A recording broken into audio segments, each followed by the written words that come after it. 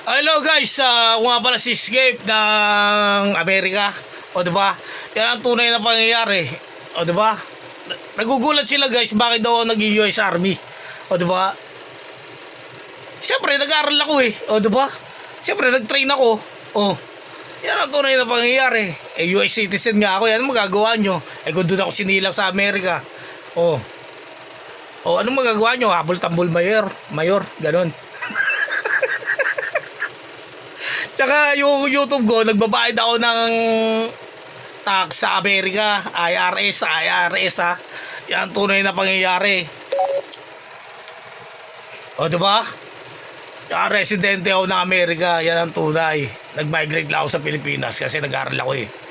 O ngayon, alam nyo na, ang tunay na pangyayari. O diba? Sabi ko sa inyo eh.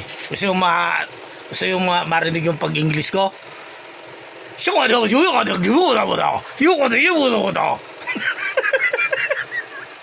mga kaibigan ko palang Japanese dyan, tsaka yung mga taga-ibang bansa, di ba? Lahat kayo alam, sa totoo lang, guys, sa totoo lang, dapat ang tao nagpapakabuti. Habang tumatanda, marami kang matututunan. Kaya yung mga tumatanda na walang alam, di ba? Huwag na kayo mamirwisyo na ibang tao.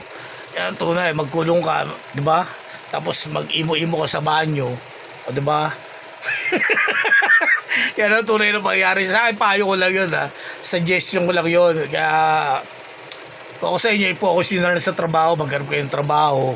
O diba? Yan ang tunay na pangyayari.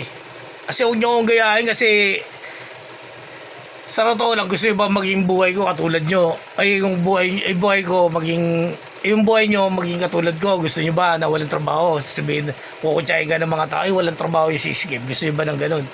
O diba? Yan ang tunay. Sasabi sa inyo eh. Huwag kayong gumaya sa akin dahil ako suportado ako ng Amerika, diba?